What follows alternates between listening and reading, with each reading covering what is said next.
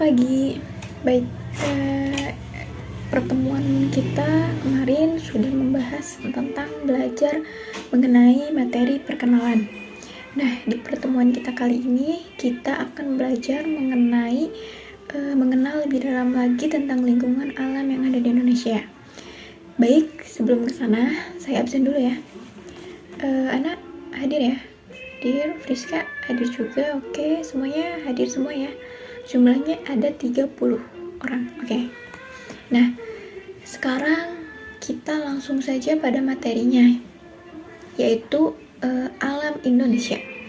Nah, Indonesia sendiri merupakan sebuah negara kepulauan dan memiliki pemandangan alam yang sangat indah. Nah, pembahasan kita kali ini mengenai lingkungan yang ada di Indonesia, kita bisa diperluas dengan adanya hutan. Gunung juga ada, lingkungan pedesaan. Selain itu juga ada yang hal negatifnya, yaitu pencemaran udara, kebakaran hutan, dan masalah-masalah lingkungan lainnya yang ada di Indonesia seperti kemacetan di jalan raya dan kebiasaan penduduk yang tidak menertibkan diri sendiri untuk tidak membuang sampah sembarangan. Nah, jika kita bahas mengenai keberadaan lingkungan di Indonesia, pembahasan kita kali ini yaitu mengenai kemacetan di jalan raya. Nah, ini kan sangat menarik untuk kita bahas, karena ini sangat menarik bagi pembelajar asing ya, turis-turis asing juga. Macet sendiri dapat diartikan sebagai terhentinya atau tidak berjalannya suatu proses sebagaimana keadaan yang semestinya.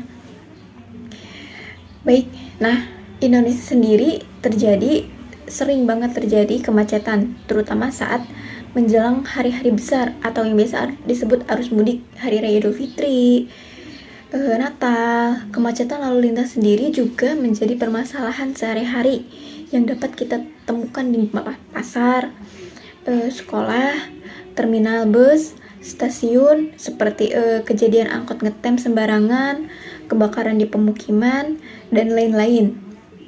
Nah, kemacetan juga sering terjadi di lampu merah dan di persimpangan jalan raya maupun rel kereta api atau di perlintasan rel kereta api yang hampir setiap jalan 4-5 kali yang memakan waktu cukup lama, yang akhirnya terjadi penumpukan kendaraan di perlintasan jalan. Nah, sering juga terjadi di penyeberangan jalan rel kereta api seperti di Jakarta, Surabaya, Bandung, Medan, Semarang, Makassar, Palembang, Yogyakarta, Kota Bekasi, dan kota-kota besar lainnya yang ada di Indonesia. Nah, kemacetan sendiri dapat disebabkan karena beberapa alasan ya tentunya. Yang pertama, ada arus yang melewati jalan telah melampaui kapasitas jalan. Nah, yang kedua, terjadinya kecelakaan. Dan yang ketiga, ada terjadinya banjir sehingga dapat memperlambat laju kendaraan. Yang seterusnya ada perbaikan jalan. Terus ada bagian-bagian tertentu yang sering longsor, atau adanya rumah-rumah kumuh atau bangunan-bangunan liar. Nah, kemacetan di lalu lintas juga terjadi di perlintasan sebidang karena adanya kereta api yang lewat. Adanya kendaraan keluar masuk, terus juga dapat disebabkan oleh adanya pembangunan infrastruktur jalan atau infrastruktur gedung.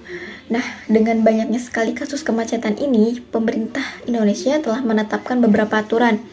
Contohnya kita bisa lihat di daerah DKI Jakarta atau yang bisa disebut ibu kota Indonesia. Nah, di Jakarta sendiri, pemerintah DKI Jakarta telah menerapkan ganjil genap atau pembangunan MRT, penambahan armada Transjakarta, dan membangun jalan layang. Nah, jika kita lihat bandingkan dengan negara-negara maju, mereka jarang sekali merasakan kemacetan di jalan raya karena semua pengemudi menaati aturan dengan tertib ya. Bahkan kita tidak akan menemui seorang pengemudi yang membunyikan klaksonnya karena itu dianggap tidak sopan. Akan tetapi, teman-teman, di samping itu Indonesia sendiri mempunyai kekayaan alam yang sangat melimpah, seperti lingkungan alam yang indah, misalnya hutan, sawah, gunung, pedesaan yang dapat menyejukkan mata. Di antaranya ada wisata alam seperti Pantai Kuta, kita punya Bali, yaitu Pantai Kuta di Bali. Adapun Raja Ampat, Papua, dan Gunung Bromo. Nah, selain itu juga Indonesia masih banyak wisata-wisata alam lainnya. Nah, oke, karena pertemuan waktu kita sudah habis, sampai di sini ya teman-teman. Bisa dipahami ya. Nah, untuk pertemuan berikutnya saya akan memberikan tugas. Nanti kalian catat ya. Tugas kalian yaitu buat kesimpulan pertemuan kita hari ini. Nanti dikumpulkan paling lambat hari Minggu sebelum pertemuan berikutnya. Dikirim ke surel saya, Hilda Aldila Firdaus. Baik, cukup sampai di sini. Ada yang ditanyakan? Kalau tidak ada cukup ya teman-teman. Terima kasih. Semoga kalian suka dengan kelas ini. Dan kalau ada yang ditanyakan, kalian bisa surel saya yang tadi, Hilda Aldila Firdaus. Oke, terima kasih teman-teman. Selamat pagi.